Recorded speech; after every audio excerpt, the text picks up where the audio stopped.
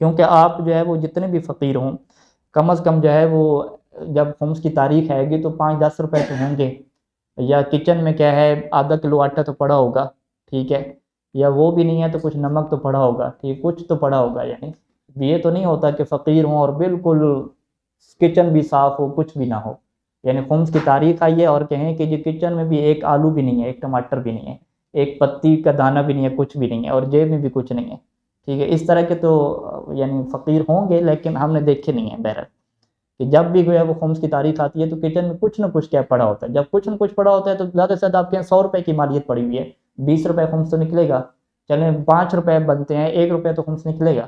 ٹھیک ہے، کچھ نہ کچھ تو نکلے گا، تو اگر 1 روپیہ اور 5 روپے بھی انسان خمس نہیں نکالتا تو وہ وسائل وشیہ کی پھر پہلی کیا ہے وہاں پہ حدیث آئے گی کہ جو ہمارے مال سے 1 درہم بھی کھائے گا تو وہ کیا ہے جہنم کے لیے ہی اس کے لیے کیا کافی ہے۔ تو لہٰذا یہ بڑا اہم ذمہ داری ہے کہ ہم اس چیز کو نہ دیکھیں کہ ہم کماتے نہیں ہیں، ہم طالب علم ہیں، ہم فقیر ہیں، یا فلاں فقیر ہے، بچت نہیں ہوتی، یہ ہے وہ ہے، یہ ساری چیزیں کیا ہیں غلط ہیں۔ فقیر اور نادار لوگ ہیں، ٹھیک ہے جی، یعنی بڑے مشکل حالات سے زندگی گزر رہی ہوتی ہے، فقیر ہیں، یا اثراً وہ آپ لے لیں، فرض کریں کچھ خواتین لے لیں کہ جو بالکل کماتی وغیرہ نہیں ہیں، جن کے پاس پیسے وغیرہ نہیں ہوتے، ان کے اوپر بھی کیا خمس واجب ہے، ٹھیک ہے، یعنی یہ زکوٰۃ فطرہ کی طرح نہیں ہے۔ زکوٰۃ فطرہ میں کیا قانون ہے کہ زکوٰۃ فطرہ فقیر کے اوپر واجب نہیں ہوتی، ٹھیک ہے جی، اگر وہ بندہ حیثیت والا ہے، اس کے پاس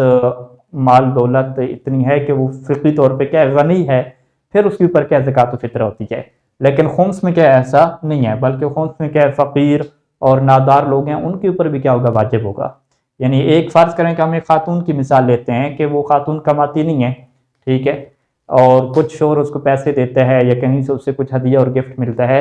اور وہ کیا سال پڑا رہتا ہے، اس کے اوپر سال گزر جاتا ہے، تو اس کا خمس کیا ہے اس خاتون کو دینا پڑے گا۔ خاتون یہ نہیں کہہ سکتی کہ میں تو غریب ہوں، فقیر ہوں، میں نے کون سا کمائی کی ہے، ٹھیک ہے، میں کون سا کما رہی ہوں، میں کون سا بزنس مین ہوں، ٹھیک ہے، یہ والی صورتحال نہیں ہے، یعنی وہ نابالغ بچہ تھا اس کے اوپر بھی خمس کا وجوب آیا، تو یہ تو بالغہ ہے پھر بھی اس کے پاس پیسہ بچ گیا تو اس کی پر ہوگا۔ اسی طریقے سے فقیر حضرات لے لیں کہ فرض کریں کہ وہ کہتا ہے کہ مہینے میں تو ہمیں 10 کیا ہے مشکل سے دہاڑیاں ملتی ہیں اور مشکل سے حالات گزر رہے ہیں، تو اس کے اوپر بھی کیا ہے خمس واجب ہوگا، یعنی سال کے بعد یا جس پیسے کے اوپر سال گزر گیا ہے اس کا 5واں حصہ کیا ہے اسے نکالنا پڑے گا۔ یہ نہیں کہہ سکتا کہ جو ہے وہ میرے اوپر خمس نہیں ہے، چاہے وہ خمس 1 درہم بنے، 1 روپیہ بنے، اور اس بارے میں کیا ہے ہمارے پاس روایات بھی ہیں، ٹھیک ہے جی، ایک روایت ہم آپ کی خدمت میں پیش کرتے ہیں، فیما معیہ درہم، کہ میرے پاس کیا ہے 1 درہم بھی تھا۔ اب دیکھیں خمس کے طور پہ اس کے پاس جو امام کا حق ہے اس میں سے کیا کیا چیز ہے، کہتے ہیں کہ میرے پاس 1 درہم تھا کہ دفعتہ الیہ امراتن، کہ وہ مجھے دیا تھا ایک ایسی خاتون نے کہ جس کا نام کیا تھا شتیتا تھا، ٹھیک ہے، 1 درہم ہو گیا، وہ مندیل، اور ایک کیا رومال تھا، ایک کپڑے کی چادر، رومال چھوٹا سا کرنا، ایک رومال ہو گیا، 1 درہم ہو گیا۔ تو جب مجھے اس نے آ کے دیا کہ یہ جی 1 درہم لے لیں اور ایک رومال لے لیں، امام علیہ السلام کی خدمت میں ان کا حق کیا پہنچا دیں، تو فقلت لہا، تو میں نے اس خاتون سے کہا کہ انا احمل عنک 100 درہم، کہ تو جو ہے وہ 1 روپیہ لے کر آئیے فرض کریں تو میں تمہاری جگہ پہ 100 روپیہ دے دیتا ہوں، ٹھیک ہے، تو یہ 1 درہم میں اب کہاں لے کر جاؤں؟ تو فقالت، تو اس خاتون نے کہا کہ ان اللہ لا یستحیی من الحق، کہ اللہ جو ہے وہ حق بات سے نہیں شرماتا، یہ قرآن کی آیت کا کیا حصہ ہے کہ اللہ جو ہے وہ حق سے نہیں شرماتا، تو امام کا حق ہے تھوڑا بنتا ہے، 1 درہم بنتا ہے تو ٹھیک ہے لے جائیں، اس میں کیا مشکل ہے۔ اب وہ کہتا ہے کہ فعوجت درہم وطرحت فی بعض الاکیاس، کہ وہ درہم تھوڑا سا میں نے ہاتھ میں رکھ کے تھوڑا سا ٹیڑھا کر دیا، ٹھیک ہے، تاکہ ایک نشانی سے رہے، اور اسے کیا ہے میں نے بعض جو اپنے تھیلے تھے ان کے اندر کیا ہے پھینک دیا، اور جو ہے وہ نبی کی قبر پہ مدینہ میں کیا آ گیا۔ اب کہتا ہے کہ میں جب اپنے گھر چلا گیا تو میرے پیچھے جو ہے وہ ایک لڑکا آیا کالے رنگ کا، ٹھیک ہے، غلام اسود، وہ میرے پیچھے کھڑا ہوا تھا، اور اس نے کہا کہ سلام علیکہ، فرددت علیہ السلام، اس نے میرے اوپر سلام کیا، میں نے جواب دیا، اور اس نے کہا کہ عجب من ترید، کہ تم آ جاؤ جسے تم چاہتے ہو، یعنی جسے تم تلاش کر رہے ہو اس کی طرف تم کہہ آ جاؤ۔ تو پھر بس جو ہے وہ میں اس کی طرف چلا گیا، تو ایک دور گھر تھا، ٹھیک ہے، اس گھر کے دروازے پہ اوپر چلا گیا، اور میں جب اندر داخل ہوا تو فرعیت موسیٰ بن جعفر علی حصیر الصلاۃ، کہ جو ہے وہ جائے نماز پہ میں نے دیکھا امام موسیٰ کاظم علیہ السلام، فقال الیہ یا ابا جعفر، انہوں نے مجھے کہا کہ میرے قریب آ جاؤ، اور میرے اپنے قریب جو ہے وہ مجھے بٹھایا، میں نے جو ہے وہ سارا مال جو ہے وہ ان کے سامنے رکھ دیا۔ وہ جو تھا نا شتیتا کا جو 1 درہم تھا اور ایک رومال، اسے میں نے کیا سامنے نہیں رکھا،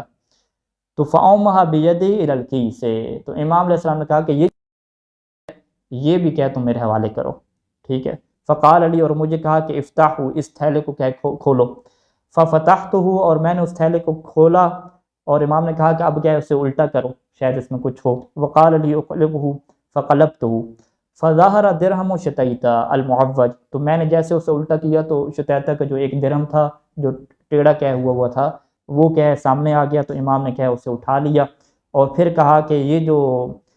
رزمہ ہے، یہ جو کپڑے باندھے ہوئے ہیں ان کو کیا تم کھولو، کپڑے بھی لوگوں نے دیے تھے ان کو کھولے۔ وَأَخَذَ الْمِنْدِيلَ مِنْهَا بِيَدِهِ، امام نے سارے کپڑوں کو چھوڑ دیا، ان میں سے جو شتیتا کا مندیل تھا جو اس نے ایک رومال دیا تھا وہ اٹھا لیا۔ یعنی اب صورتحال کیا بن رہی ہے کہ امام علیہ السلام اس سے باقاعدہ کیا ہے سامان جو ہے وہ اوپن کھلوا رہے ہیں، اور ان میں سے جو ہے وہ وہی درہم اٹھایا جو مندیل کا تھا، اور وہی جو ہے وہ رومال کا ٹکڑا اٹھایا جو شتیتا کا تھا۔ وقال، اور امام علیہ السلام جو ہے وہ مقبل الیہ، میری طرف جو ہے وہ بڑھ رہے تھے، اور یہ جملہ کہہ رہے تھے کہ ان اللہ لا یستحیی من الحق کے، یعنی وہی جملہ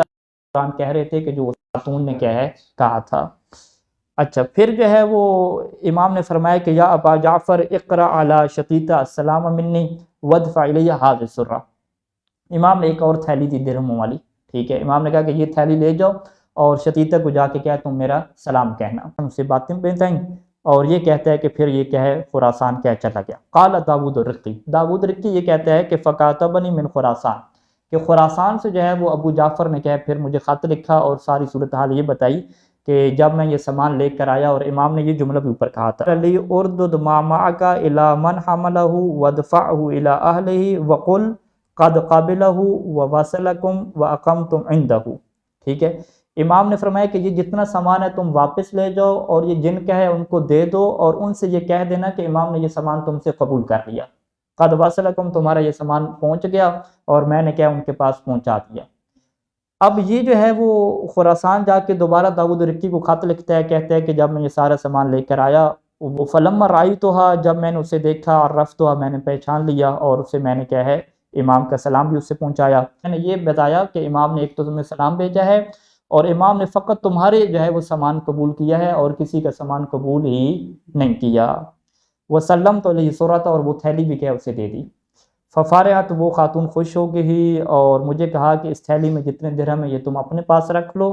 کیونکہ یہ میرے کیا ہیں کفن کے لیے ہیں، ٹھیک ہے۔ اور ان کا بھی کفن کا کیوں کہہ رہی ہے، وہ خاتون کہتے ہیں کہ 3 دن کے بعد اس کی وفات ہو گئی، پھر جو ہے وہ اسی جو امام علیہ السلام نے درہم بھجوائے تھے اس کے جو ہے وہ کفن وغیرہ کا کیا انتظام ہوا۔